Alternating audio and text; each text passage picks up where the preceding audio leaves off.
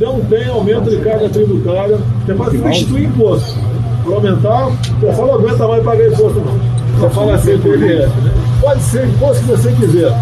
Você tem que ver para o outro lado o que vai deixar de existir.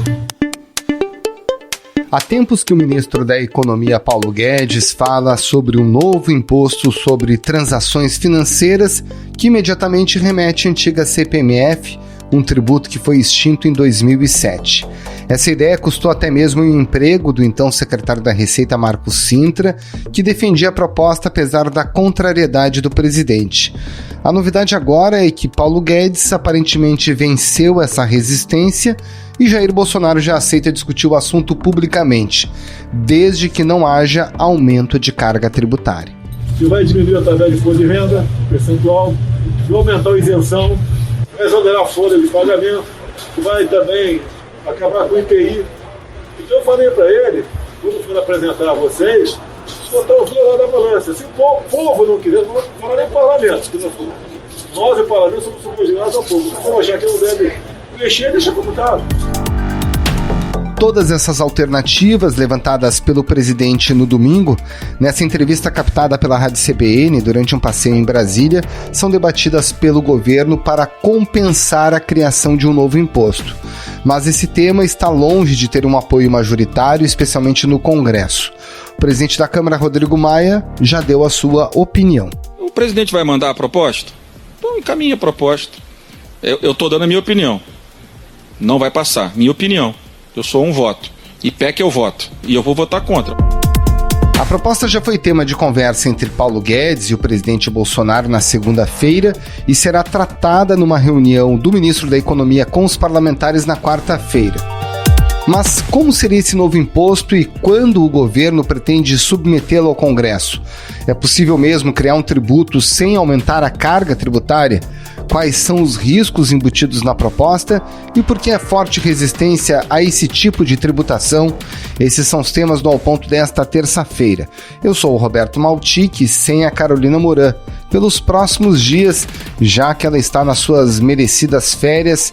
Aliás, para quem não sabe, a Carol fez aniversário no sábado. Parabéns, Carol. Parabéns, Carol. Boas férias. É isso aí, João. Por isso, a gente segue por aqui. Participam desse episódio o repórter de economia Manuel Ventura, da sucursal de Brasília, e o economista Rodrigo Orair, especialista em política fiscal e pesquisador do IPEA, o Instituto de Pesquisa Econômica Aplicada. Fique com a gente.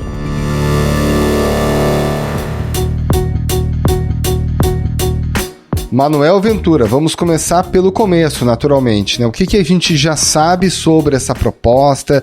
Quais seriam os detalhes que a gente sabe que o governo pretende eventualmente encaminhar ao Congresso? Como é que ele seria esse imposto novo? O que a gente sabe sobre esse imposto novo ainda é muito pouco.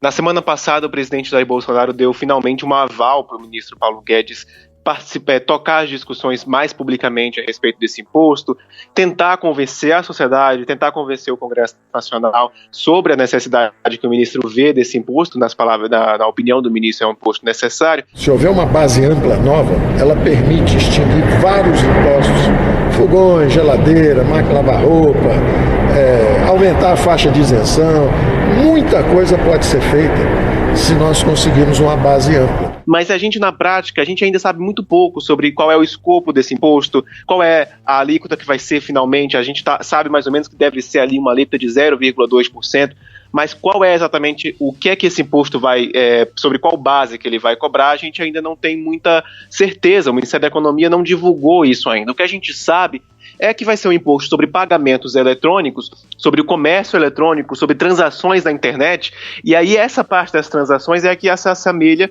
que é a parte que se assemelha à antiga CPMF, na parte que é e que fica sendo um imposto sobre transações. Mas se difere da CPMF no momento que ele é um imposto também sobre pagamentos e principalmente pagamentos eletrônicos. Agora, qual é esse pagamento? Qual vai ser o escopo, qual a abrangência desse imposto, o governo ainda vai precisar, inclusive, decidir, porque isso não está muito claro ainda nem dentro do governo. O governo percebeu que a base do imposto sobre transações poderia ser bem ampla, agora nesse momento da pandemia, que o comércio eletrônico foi muito usado e cresceu muito nesses meses que se passaram, então o governo percebeu que a lei tem uma base de tributação bem ampla. E não só o comércio eletrônico, né, sobre os serviços que também são feitos pela internet exclusivamente, poderia haver uma cobrança em cima disso, e é sobre essa base que o governo quer cobrar. Na quarta-feira agora já tem uma reunião no Congresso com a presença do ministro Paulo Guedes. Você acredita que ele já vai dar novas informações, novos detalhes sobre essa proposta? Olha, provavelmente ele vai ser muito perguntado sobre isso no Congresso Nacional, mas por enquanto a ideia do ministro é discutir sobre a primeira parte da proposta de reforma tributária do governo, que inclui apenas a unificação dos impostos federais PIS e COFINS, criando aquele imposto que eles chamam de Contribuição sobre Bens e Serviços, a CBS.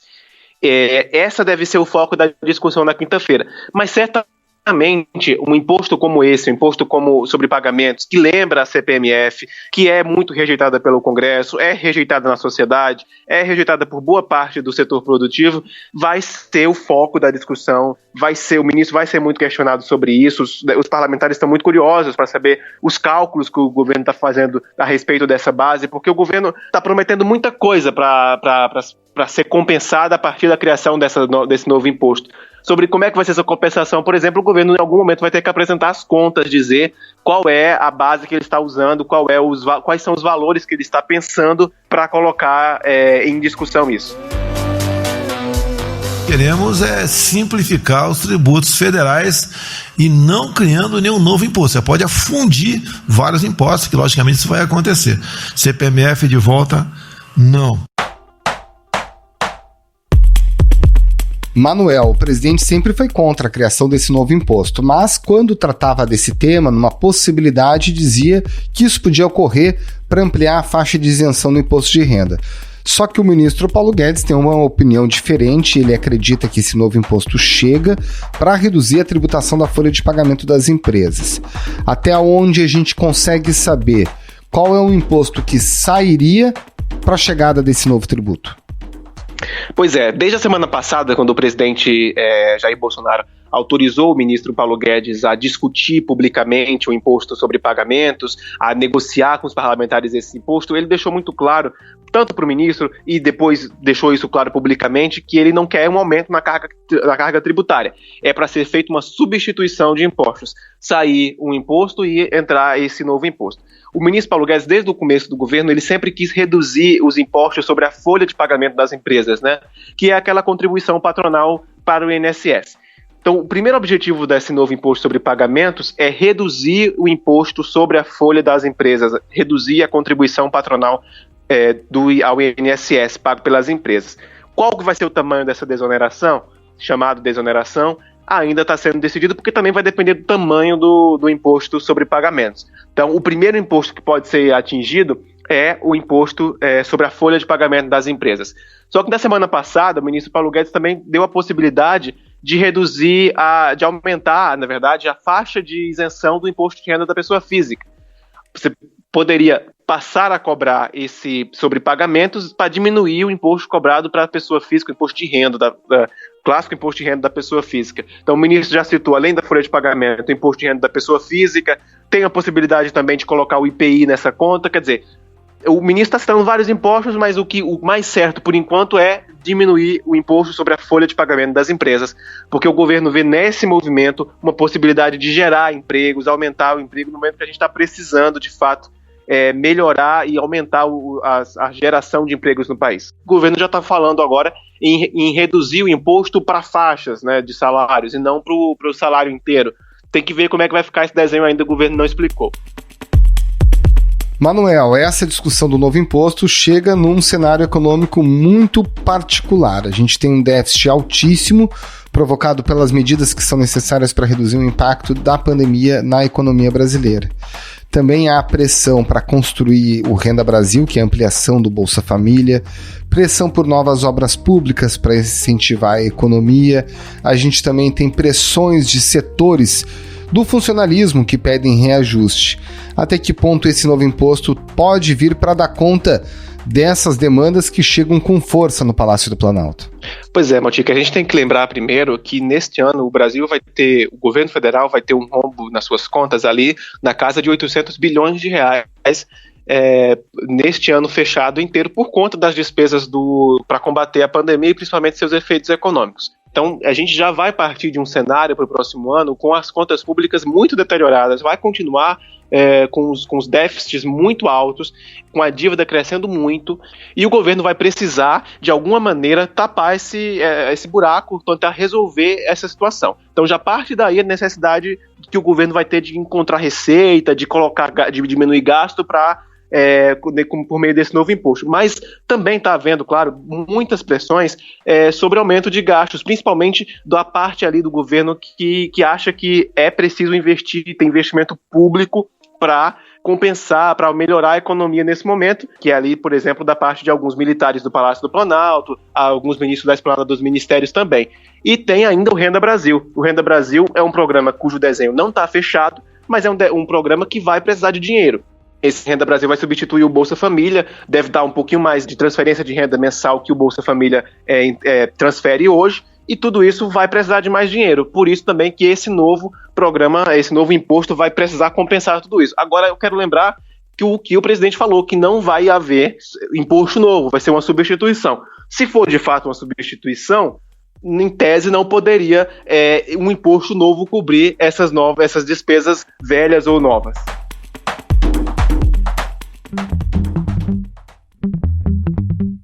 Qual é a justificativa que o governo pretende adotar junto aos parlamentares, junto à sociedade, para fazer valer esse novo imposto? Olha, o governo aparentemente está com uma estratégia muito parecida com a reforma da Previdência, em que o governo vai tentar convencer a sociedade de que que esse imposto novo vai ser importante para melhorar a situação do emprego, que esse imposto é um imposto progressivo, quer dizer, cobra mais de quem ganha mais. O governo vai tentar colocar esse discurso de que o imposto é importante e tentar convencer a sociedade, tentar convencer as empresas, para a partir daí também partir para o convencimento para o Congresso Nacional. Mas diferente da reforma da Previdência, em que havia um consenso já na sociedade sobre a importância da reforma, tanto do lado fiscal, quanto para deixar o sistema previdenciário mais justo, que foi de fato o que acabou acontecendo, desse novo imposto não há nenhum consenso na sociedade a respeito disso, muito pelo contrário, há uma crítica muito grande da sociedade como um todo sobre esse novo imposto, há muita crítica no Congresso Nacional. Eu acho que o Brasil vai ter muitas oportunidades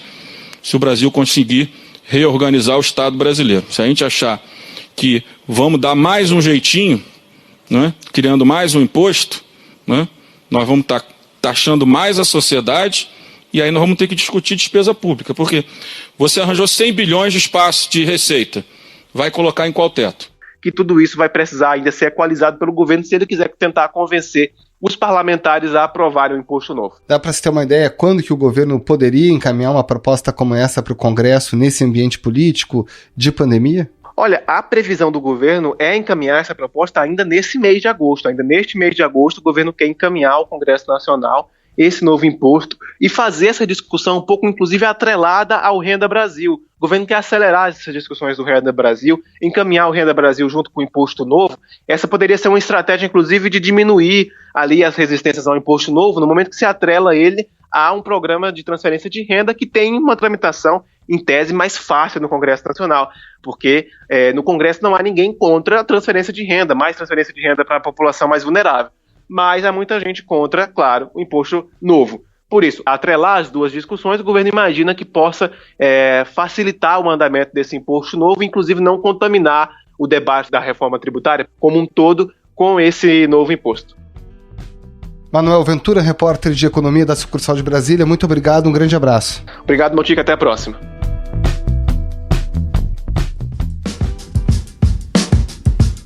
Rodrigo Orair, no centro do discurso do governo para criar esse novo tributo, está a substituição, ou seja, isso não vai gerar aumento de carga tributária, porque o governo deixará de cobrar outro imposto, seja parcialmente ou integralmente. Há como fazer essa troca? É difícil a gente entender, né, a equação do governo porque ainda não foi enviado, né, qualquer projeto de lei, um documento formal, uma exposição de motivos. Então a gente não tem um documento para ler. O que dá para fazer é algumas contas. O governo diz, por um lado, que esse novo imposto arrecadaria algo entre 60 e 120 bilhões de reais. As outras coisas, né, uma desoneração de folha até um salário mínimo teria um custo aí de uns 110 bilhões. Um reforço do Bolsa Família seria algo em torno de 20 bilhões a 30 bilhões de reais. Uma desoneração de imposto de renda, tal como o então candidato, né, disse durante o processo eleitoral, até os 5 salários mínimos, isso teria um custo em torno de 70 bilhões de reais. Vou continuar batendo nessa tecla, porque eu acho que quem ganha até 5 mínimos, tá? Em grande parte, acho que quase todo mundo tem o imposto de renda retornado para eles. Se a gente puder facilitar a vida deles, né? Seria muito bom, no meu entender. Então as duas coisas ainda não estão fechando, né? Então é difícil saber se de fato vai ser para desonerar folha ou imposto de renda, ou para o programa, ou se vai ser um pouquinho de cada uma dessas coisas.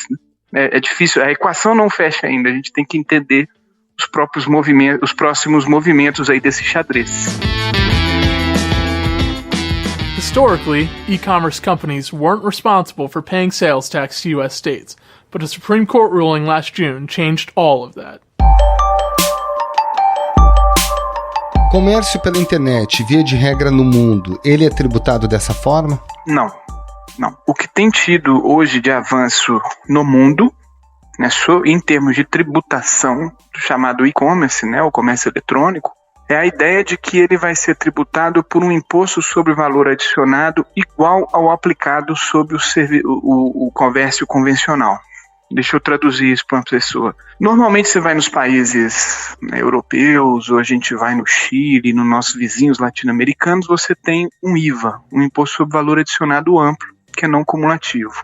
O que significa isso? É aquele que fica explícito na nota. Tá? Como ele é não cumulativo, ele não incide nas vendas, ele incide, mas ele dá crédito nas vendas entre empresas, então na prática é um imposto que só incide sobre o consumidor final. Então você chega num país desse, 20%, você vai no supermercado, compra um desodorante a 10%, se o IVA for 20%, é 2%. Você sabe direitinho quanto está pagando de imposto. O que eles estão fazendo com o comércio eletrônico? Criando uma série de mecanismos para facilitar, né, o e-commerce, para facilitar todas essas coisas, para que ele pague exatamente a mesma alíquota, ou em alguns casos até um pouquinho maior do que o convencional. Então o que é a ideia? Eu tenho um IVA explícito, não cumulativo, na ponta, no consumo final.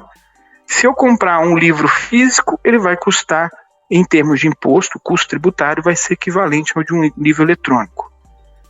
Se eu comprar uma coisa, qualquer uma dessas coisas físicas vai ser equivalente às de comércio eletrônico, e eu vou tributar isso no destino, não importa se a empresa esteja sediada ou não no país, etc. Então, o que mais tem avançado em termos de economia digital, em termos de tributação do comércio eletrônico, tem sido adequar os seus IVAs. Essa abordagem nossa de tributar os fluxos financeiros é muito peculiar. Tá? Ela não tem em quase nenhum lugar do mundo, pelo menos não nos países de melhores práticas, nos países da OCDE, por exemplo. Eu posso dizer que é uma jabuticaba. Rodrigo, para a gente encerrar nossa conversa, a gente está falando da criação de um novo imposto, das dificuldades de reduzir outros impostos para que ele não tenha nenhum aumento de carga tributária, e a gente também está falando da prorrogação do auxílio emergencial, desse plano de obras, de, enfim, uma série de despesas, inclusive pressão de servidores públicos e militares por reajuste salarial em alguns setores. Há espaço para esse tipo de debate considerando as contas públicas nesse momento? A gente vai passar por um período de muita turbulência. Né? Muita turbulência. A gente tem programado para esse ano aí um déficit primário previsto da ordem de 12% do PIB, é o recorde histórico. A gente tem uma dívida pública crescendo muito. E por outro lado, né, a gente tem que entender o momento econômico que a gente está enfrentando. Nós estamos no meio de uma pandemia. que significa isso? Agora não tem nem como você fazer estímulo econômico. Agora é simplesmente evitar o pior. O que é evitar o pior? Conseguir dar um mínimo de garantia de renda para as pessoas que estão em casa, que não estão podendo trabalhar, para que elas não passem as necessidades básicas, né, que não ficam com as carências básicas. E, de outro lado, evitar, né, que as empresas quebrem. Né? Evitar que um restaurante que vai voltar a gerar lucro, que vai voltar a funcionar normalmente nos períodos normais, passe por uma dificuldade que seja levado a cobrar, porque, né, ele não tem cliente, mas ele está tendo que pagar o aluguel, ele está tendo que pagar parte da folha de salário, etc. Então o momento agora é esse, né? É o momento de você evitar o pior. A Patrícia foi demitida da escola que trabalhava e desde então tem recebido o seguro-desemprego. Já o marido teve o contrato de trabalho suspenso e vem ganhando só parte do salário. Uma vez que a gente sai disso, vai ser necessário ter algum tipo de estímulo econômico. Tá? Os países estão caminhando para esse estímulo econômico. E aí nós vamos ter que fazer isso com muita cautela, com muito cuidado, usar os instrumentos necessários, porém seletivos. O risco nosso é cair também num excesso, né? Num excesso no sentido de não tomar os devidos cuidados e utilizar os instrumentos errados, né? Esse que é o grande risco que a gente pode enfrentar aí nos próximos anos. Rodrigo Orair, economista pesquisador do IPEA, o Instituto de Pesquisa Econômica Aplicada, muito obrigado pela sua participação aqui no Ao Ponto. Um abraço e um ótimo trabalho. Agradeço o convite e estou à disposição, Roberto. Foi um prazer.